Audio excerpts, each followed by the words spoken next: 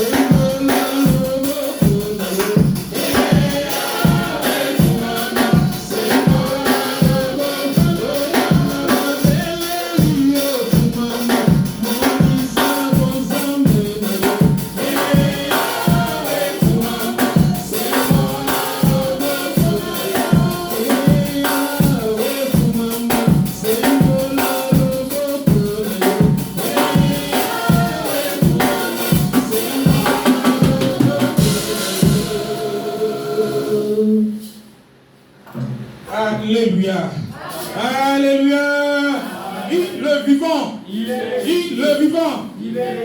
J'ai dit à une personne, cet après-midi,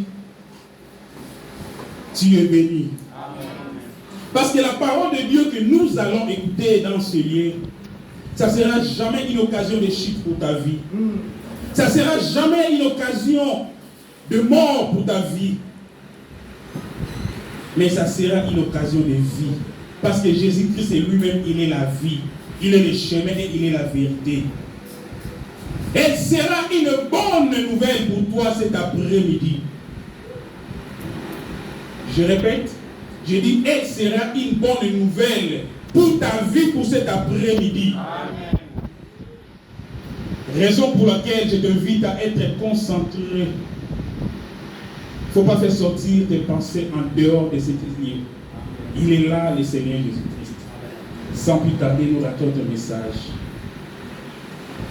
La fois dernière, nous avons commencé un thème qui est intitulé « Rien n'était possible à Dieu ». Et nous avons défini les possibilités comme étant, c'est le caractère de ce qui est impossible à faire ou à réaliser, à concevoir logiquement. Nous voyons, il y a des gens dans le monde que les médecins peuvent déclarer stérile à vie. Il est encore jeune, il a encore l'âge de faire des enfants, mais le médecin le déclare stérile à vie. Donc il a l'impossibilité de produire. Il y a des gens aussi, les médecins peuvent déclarer à cause de la maladie du cancer que non, tu es arrivé à une phase finale.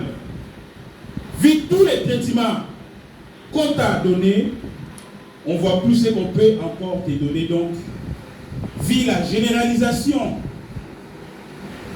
du cancer au niveau de tes organismes, on ne peut plus rien faire. Vraiment, tes jours sont comptés au bout. Ça, ce sont des médecins qui ont vu cette possibilité pour ta vie. Dites Amen. Amen. Mais le Dieu que je vais te prêcher cet après-midi, le Dieu là, à lui, tout est possible. Rien n'était possible à lui. Alléluia. Et notre sous-thème, ça sera mes grands points. Les grands thèmes, rien n'était possible à Dieu. Et les sous-thèmes, mes grands points. Ouvrons nos Bibles dans le livre de Luc, chapitre 1, verset 5 jusqu'au 25e verset. Luc, chapitre 1, verset 5 au 25e.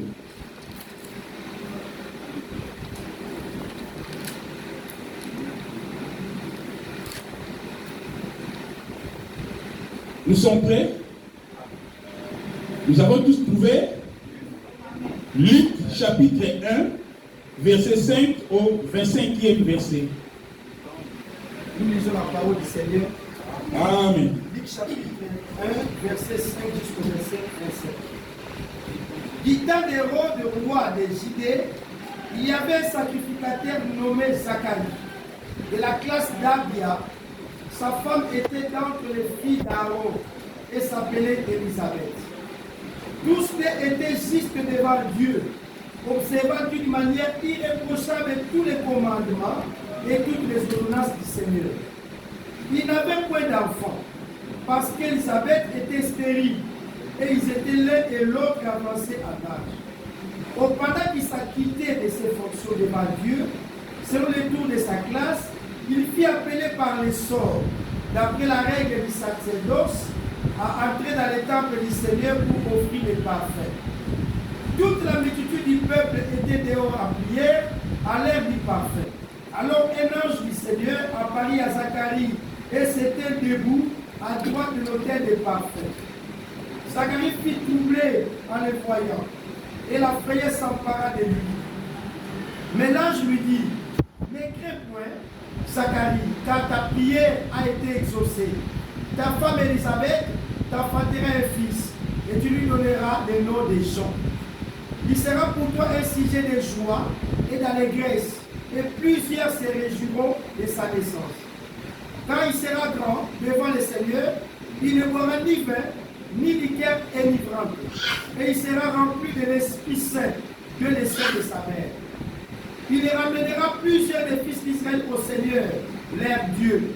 Il marchera devant Dieu avec l'esprit et la puissance d'Élie, pour ramener le cœur des pères vers leurs enfants et les rebelles à la sagesse des justes, afin de préparer au Seigneur un peuple bien disposé. Zacharie dit à l'ange, à quoi reconnaîtrai-je cela, car je suis vieux et ma femme est avancée à l'âge. L'ange lui répondit, je suis Gabriel, je me tiens devant Dieu, j'ai été envoyé pour te parler et pour t'annoncer cette bonne nouvelle. Et voici, tu seras muet et tu ne pourras parler jusqu'au jour où ces choses arriveront, parce que tu n'as pas cru à mes paroles, qui s'accompliront à l'instant. Cependant, le peuple attendait Zacharie, s'étonnant de ce qu'il restait si longtemps dans le temple. Quand il sortit, il ne put leur parler et il comprit qu'il avait eu une vision dans les temple. Il leur faisait des signes et il resta muet. Lorsque ses jours de service furent écoulés, il s'en alla chez lui. Quelque temps après, Élisabeth, sa femme, devait enceinte et se cacha pendant 5 mois, disant, c'est la grâce que le Seigneur m'a faite, car il a jeté les yeux sur moi pour ôter mon opprobre parmi les hommes. Parole du Seigneur. Amen. Seigneur Dieu Tout-Puissant, Père de gloire, ce bon moment encore, je l'abandonne entre tes saintes mains. Nous avons besoin de votre interprétation, Seigneur, afin que nous puissions comprendre quelle est ta pensée cet après-midi. Qu'est-ce que vous voulez nous dire, mon Dieu, mon roi? Si nous avons abandonné nos maisons, nous sommes là dans ta maison, c'est pour t'écouter, c'est pour t'élever, c'est pour t'adorer, c'est pour te prier. Car tu avais dit, ta maison sera appelée une maison de prière. Seigneur, nous sommes là dans la maison de prière. Tu connais les problèmes de chacun de nous. Tu connais les situations que chacun de nous est en train de traverser, mon Dieu, mon roi. Oh Père, nous t'invitons cet après-midi. Viens nous parler. Viens visiter ton peuple dans ce lieu. Si tu avais visité Anne au niveau du temple, si tu as visité Zacharie au niveau du temple, la Bible me dit, tu es le Dieu qui ne change pas. Tu es le même Dieu. Nous aussi, nous sommes là dans ton temple, mon Dieu, mon roi. Nous avons besoin de ta visitation. Père, tu nous connais. Tu nous connais, Seigneur. Ce qui nous préoccupe, Père éternel, on a besoin de solutions. Nous sommes là pour toi. Manifeste ta gloire. Manifeste ta gloire et ton nom sera élevé. Et le monde connaîtra que tu es le Dieu Tout-Puissant, le Créateur de toutes choses. Que ton nom soit élevé au nom puissant de Jésus-Christ. Amen. Amen. La Bible nous dit ceci au 5e verset. Du temps, Hérode, roi de Judée, il y a eu un sacrificateur nommé Zacharie, de la classe d'Abia, sa femme, était d'entre le fils d'Aaron et s'appelait Élisabeth. D'abord, nous devons comprendre, un sacrificateur, c'est un prêtre. C'est quelqu'un qui est chargé de faire les sacrifices dans la maison de Dieu. À l'époque, c'était les tabernacles. C'est quelqu'un qui était chargé à entrer dans le lieu saint pour aller offrir des sacrifices. Et tout le monde devait rester dehors. Et ce n'est pas n'importe qui entrait. On tirait au sort parmi les sacrificateurs. C'est lui qui va sortir parmi les tirages au sort. C'est lui-là qui devait rentrer pour aller faire les sacrifices. Il dit Amen. Donc, Zacharie, il était un sacrificateur. Et il pouvait rentrer seulement 1 ou 2 fois par année. ce n'était pas à tout moment pour rentrer dans le lieu saint. Une ou deux fois par année. Tout le peuple de Dieu devait rester dehors. Mais c'est les sacrificateurs qui devaient rentrer pour aller offrir à Dieu les parfaits. La Bible nous dit, il avait une femme. Cette femme-là était entre les filles d'Aaron. Elle s'appelait Élisabeth. On dit, tous deux étaient juste devant Dieu. Il observant d'une manière irréprochable tous les commandements et toutes les ordonnances du Seigneur. Zacharie et Élisabeth, ils marchaient droit devant la face de Dieu. Ils respectaient la parole du Seigneur. Ils étaient vraiment des gens qui étaient assidus dans la parole de Dieu, qui priaient vraiment Dieu, qui observaient, qui craignaient vraiment Dieu, qui marchaient bien devant la face de Dieu.